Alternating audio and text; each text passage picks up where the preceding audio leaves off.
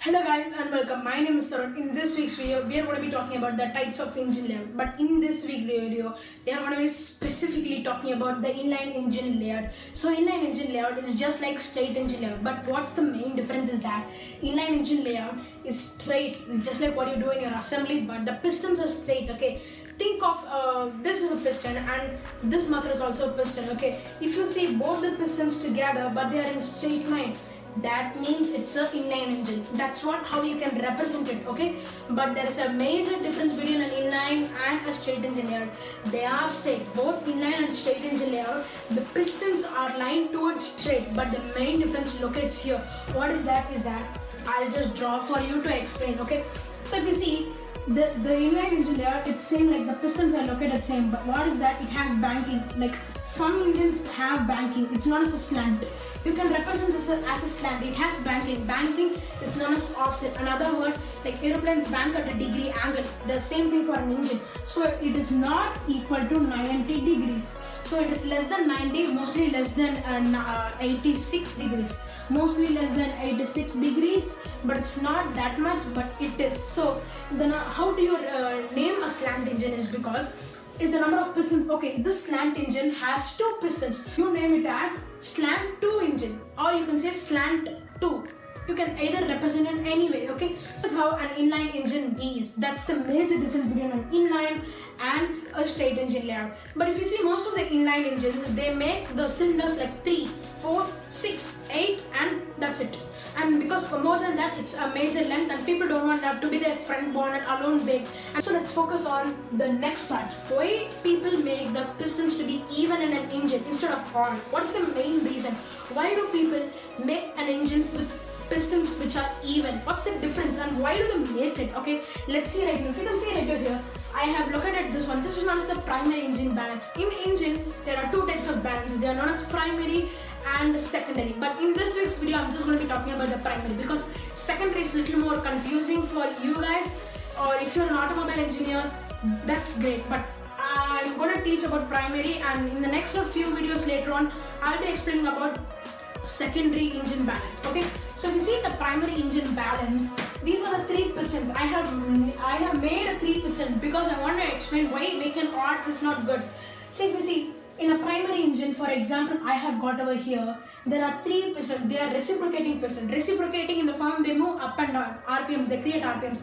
And why we don't want our pistons to be odd is that, see, you just push a hand up, okay, you give a great force up, you feel there's a jolt here, you push it down, you have some pain here and still wants to go down. If you do that, an engine slowly bring it slowly up, the engine is going to be slow. And the second factor is that it might cause misfire or it might cause engine stallation. You don't want both of those. There are also some bad things which you can never want to your engine. It might do, and you might have to do an overhaul to the engine. 3 reciprocating pistons, and 1 and 2 are the same because 1 and 2 are same, so they can balance the forces of an engine.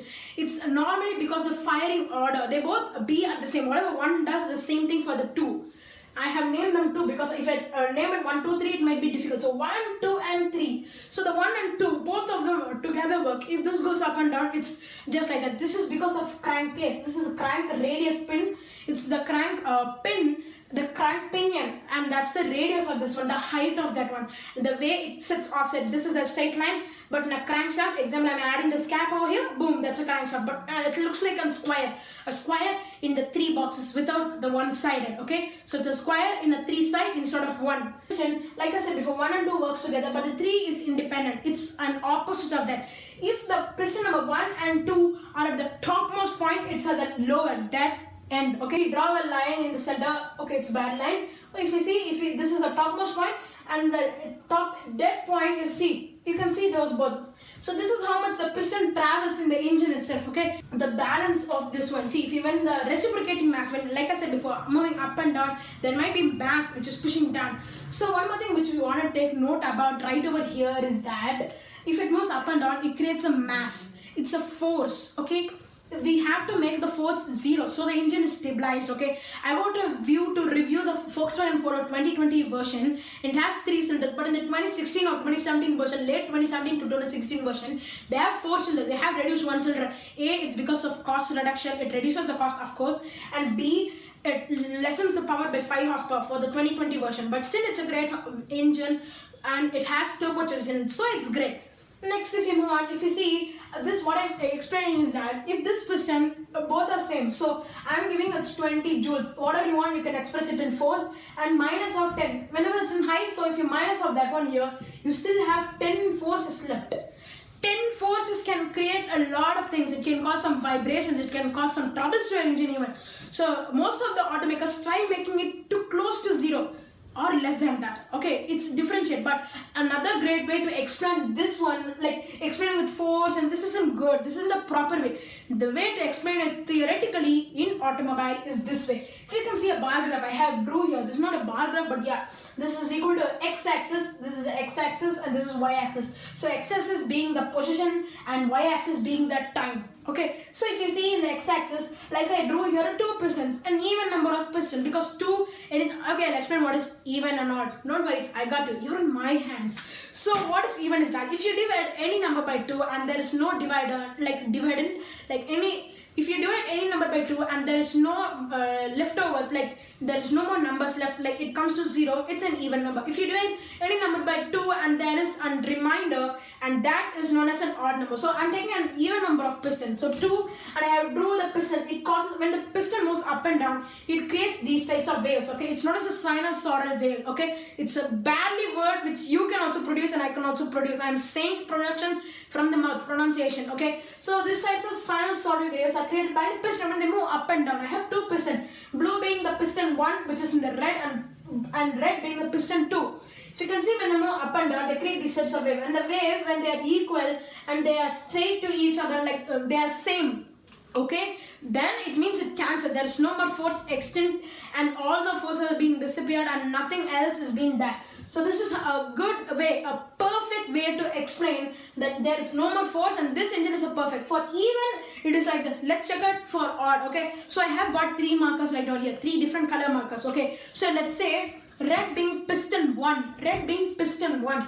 Okay, let's see what happens. Red being piston 1, I have drew the sinusoidal wave, and we can take green for the engine number 2. Like I said before, engine 1 and 2 are same. So what happens is that same. We can just draw same over it.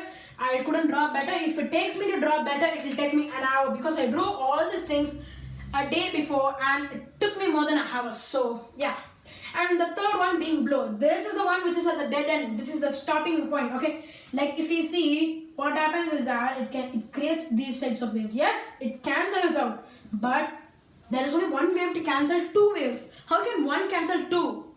Like, that's what I'm asking. How can one piston cancel another piston? Like the waves, okay? It requires another wave of a different color. Example, we can take the black marker. That means uneven. It turns uneven. So what happens? An even number of pistons being produced. So it's even. If you can see, it can cancel each other and it's equal. This is a proper way.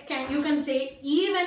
This is how you can explain. Even can easily cancel the force. Reciprocating mass in an engine, but an odd cannot do it. It takes a lot longer and much more things.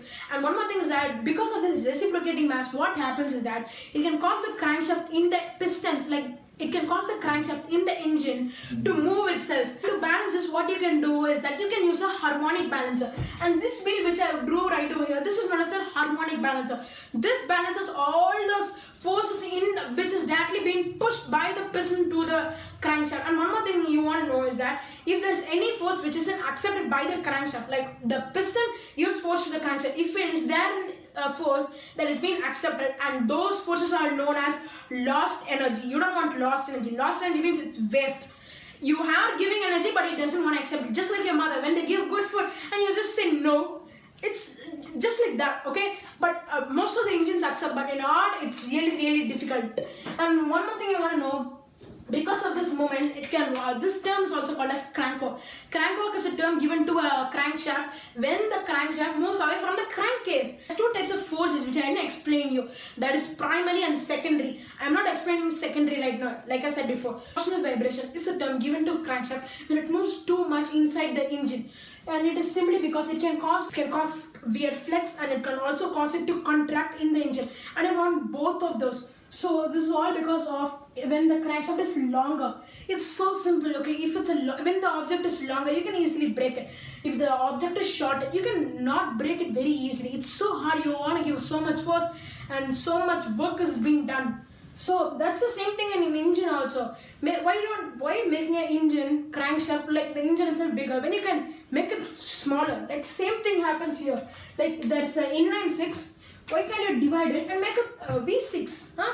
That's so much smaller. It can give you more accessibility to put a turbocharger or a supercharger in it. Why can you do those and why not that? Why? I'll make a separate video. Why when you can make an V6?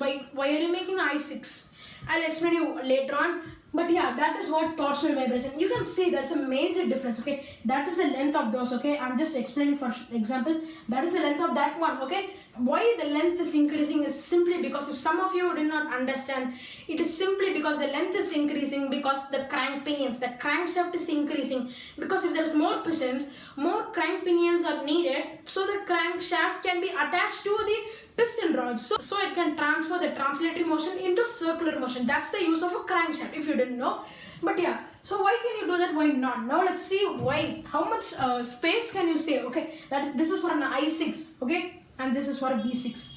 You save this much space. Okay, you save this much.